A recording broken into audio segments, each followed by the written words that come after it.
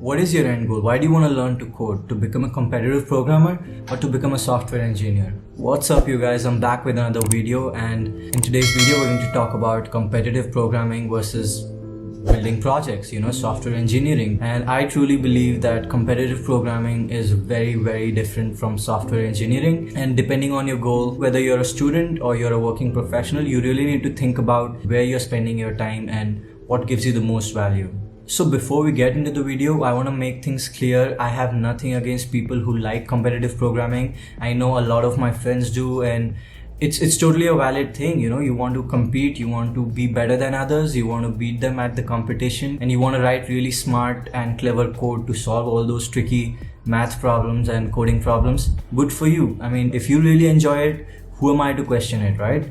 So definitely, if you're into competitive programming, no harm in doing it. You will obviously learn something, you'll get better at it, you'll get better at algorithms and stuff like that. I don't mean any disrespect to anyone, but having said that, I personally am not really a fan of competitive programming, and I really didn't think it was worth spending that much time on something, because I'm of the mindset that you want to build things. This goes back way in time when I was a school kid. I was playing all these games on my PC, and I wanted to know who builds these games, how do they build it. And then my dad told me they would write code, they would write the software. Games are basically software which are high on the graphics end of it. That's what I initially wanted to do. I wanted to learn to code, to write games. Over time that sort of transitioned. I went from writing games to writing really good software, but you get the idea, right? So I personally wanted to learn to code, to build things, and I believe that is the right choice for most people.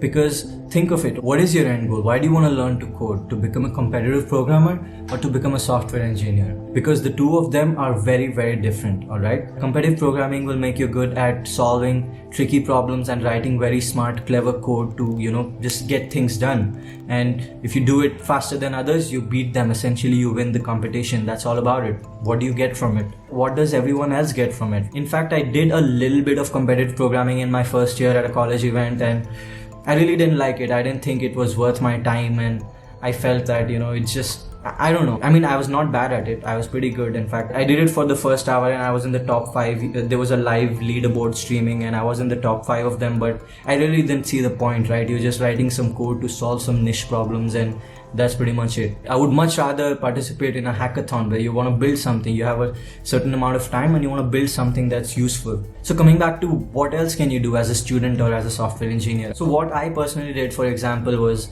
back in the day, I think I was in second or third year when I had a problem where I wanted to save my passwords, right? I was creating all these accounts on the internet, and obviously all of them with different passwords, and it was getting difficult for me to remember the passwords. It was at a point where I didn't really want to use my browser's save password functionality. I wanted something more custom for myself. So I looked it up. There were a few softwares doing that. They were all paid. And then I realized, I don't want to pay for this, right? And at the same time, I was learning Python. So what I did was I went back, I wrote it down, what I wanted to build, how I wanted to do things. And I actually went and wrote that software in Python. It was a very basic program. I think it was just a very simple program that can save passwords and, encrypt them and store them in a dictionary. So in fact, I can show you the source code right now. Okay, so if you go to GitHub and you look at my repositories, you will find my repository called ABox. This was just an encrypted black box that I wrote. If you look at it, it uses Python 2.7 and it has just two programs, abox.py and cryptos.py. So abox.py would be your, I think, the interface. Yeah, so it has an authenticate user function, add new website, and it would retrieve my website password. It would update my password. It would have a main menu where you would say, add a password, retrieve a password, update a password, and you can enter your choice, right? It had 3 choices, and then there was this cryptos.py, which had all the encryption logic, the encrypt and decrypt functions, and it uses a primary key. At the point, I didn't really know how to use environment variables, and I eventually did figure out you need to store these in environment variables, but that was before checking this in. So obviously I used a different primary key, but you would use this seed value to generate an encrypted hash of my password. And that was it. And the fact that this has all the elements of software engineering, right? It has well-defined code, it has modularized code, it has some limited documentation, what my function is doing, add new information, retrieve existing information, update information. So I can see there's a small testing function as well that tests the functionality that my encrypt and decrypt functions are working fine. So this is what I'm talking about, right? I'm not saying that's the best password manager. It's something that changed the world, but it solved my problem. And I obviously learned a lot while doing that project. And then also, apart from that project actually led me to getting a real internship. I'll leave the link to that in description if you're curious. But having said that, you get the point, right? I would always say that use your time to build something that's valuable, that's something that's important, something that solves a real problem for you or for anyone else. So I think that's a much better way of going about it, to learn to code. And building good projects really enhances your knowledge, because to build one thing you will have to Google and learn about 100 different things. You'll have to learn about this library and this technology, how it works and stuff like that. So that's just one part of it. Apart from that, I don't want to generalize this, but I had a few friends who were into competitive programming, and the code that they came and wrote